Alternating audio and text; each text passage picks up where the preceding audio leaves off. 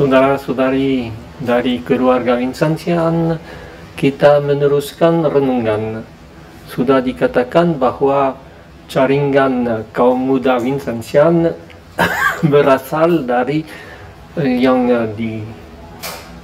dialami oleh Catherine Labouré waktu dia melihat Maria yang suruh menciptakan jaringan itu atau kelompok itu. Maka cobalah kita lihat siapa Catherine Labouré.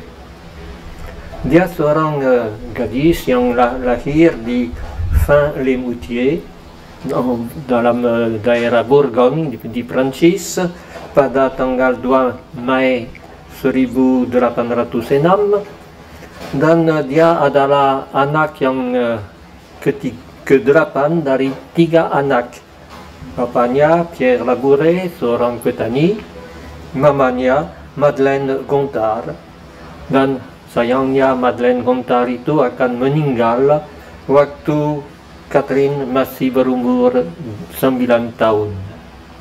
Maka Catherine yang seringkali disebut Zoe oleh orang-orang dari daerah itu, Catherine mempunyai suatu kesalehan khusus untuk Maria, dan waktu mamanya meninggal, dia dititipkan ke tempat bibinya bersama dengan adiknya Tonin, yang mereka pergi. Catherine menerima komuni pertama pada umur 12 tahun, yaitu 25 Januari 1818, dan sesudah itu dia kembali ke tempat bapaknya, dan di situ dia menjadi orang yang mengurus rumah tangga, yang masak, yang menjaga ternak dan seterusnya, sehingga dia tidak disekolahkan. Kakaknya yang namanya Marie-Louise sudah masuk dalam kongregasi Putri Kasih. Pada umur 18 tahun, Catherine mempunyai suatu mimpi. Dalam mimpi itu dia melihat seorang pastor yang tua yang sedang merayakan misa, dan pastor itu berkata kepada Catherine dalam mimpi itu, "Adikku, itu baik melayani orang sakit. Sekarang engkau belum mau ikut aku, tetapi nanti engkau akan sangat senang datang kepadaku, dan Allah mempunyai rencana khusus atas engkau. Jangan lupa itu." Maka seorang dari keluarga itu, saudari sepupu dari dia, mengundang Catherine untuk datang ke Châtillon-sur-Seine, dan di situ dia disekolahkan. Walaupun sudah tua, disekolahkan dalam semacam asrama dari sister-sister, dan di situ dia baru mulai belajar baca dan menulis, dan dia makin merasa tertarik untuk menjadi seorang biarawati. Kebetulan lewat dalam rumah Sister Putri Kasih di Châtillon-sur-Seine itu, dia melihat suatu gambar, suatu lukisan.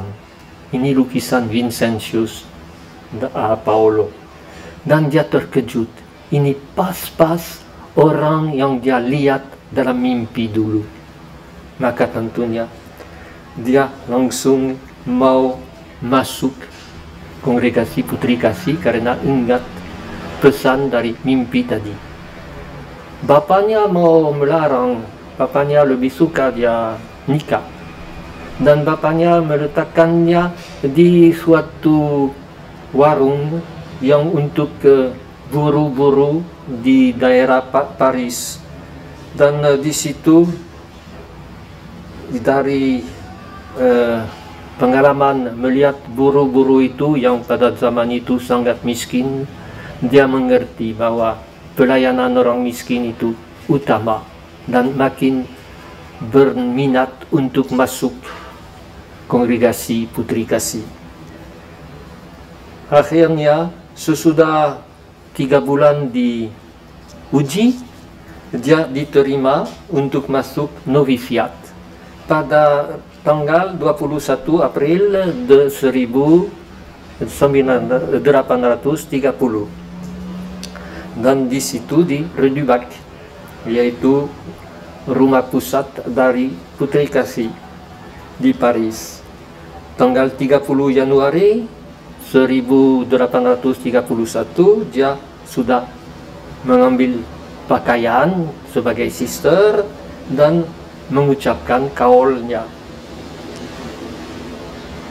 Pada tanggal 5 Februari 1831 dia diutus untuk bekerja di Angers, di Reuilly, dekat Paris, untuk melayani orang-orang yang sudah lanjut usia, yang harus didampingi dalam asrama itu atau tempat untuk jompo itu. Dan dia akan untuk seumur hidup tinggal di tempat itu. Sebagai orang yang sangat sederhana, dia tetap seorang dari petani.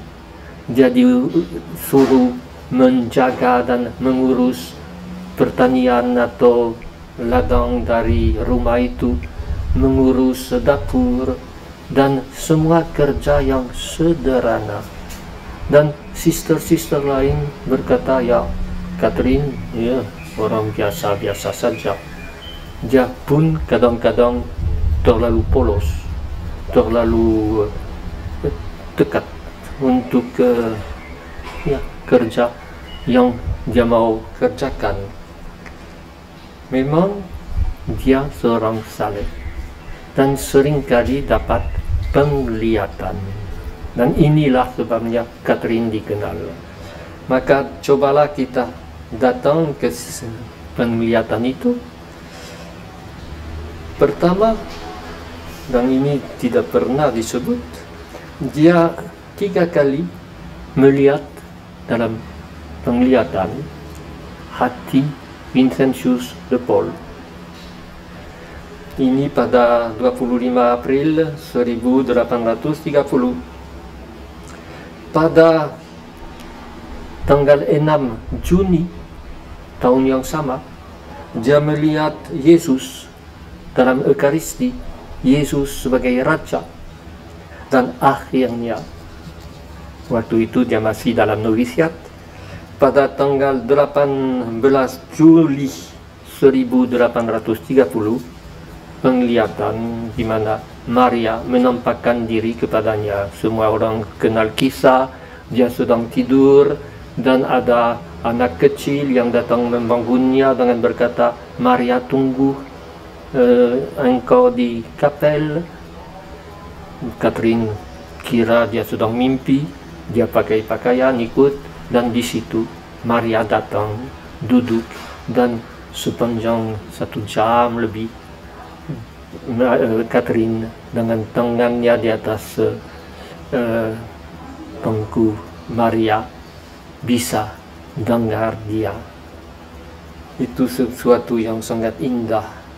Dan sesudah itu pada tanggal 27 November 1830, penglihatan di mana Maria nampak seperti yang biasa kita lihat, Maria yang berdiri di atas bumi dengan menginjak ular, dan dari tangan Maria keluar rahmat-rahmat seperti terang.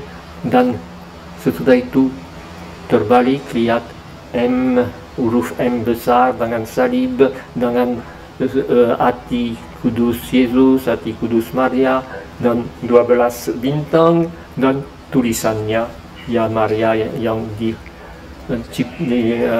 jadi tanpa noda dosa, doakanlah kami. Dan dia disuruh membuat atau medali yang serupa itu. Dan hal ini memang waktu itu juga dia disuruh buat kelompok pemuda Vincentian yang namanya pemuda-pemuda Maria yang tak bernoda. Tapi perlu 2 tahun sebelum akhirnya pastor yang menjadi pastor menerima pengakuannya, yaitu Aladel, Romo Aladel, memutuskan, ya, oke, kita coba membuat medali itu.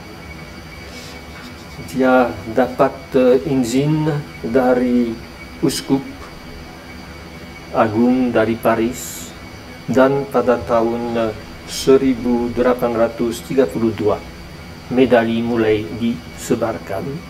Dan ini justru pada masa ada wabah kolera, penyakit yang sangat lebih parah dari virus sekarang, dan banyak orang justru mau menerima medali itu untuk dilindungi terhadap penyakit itu.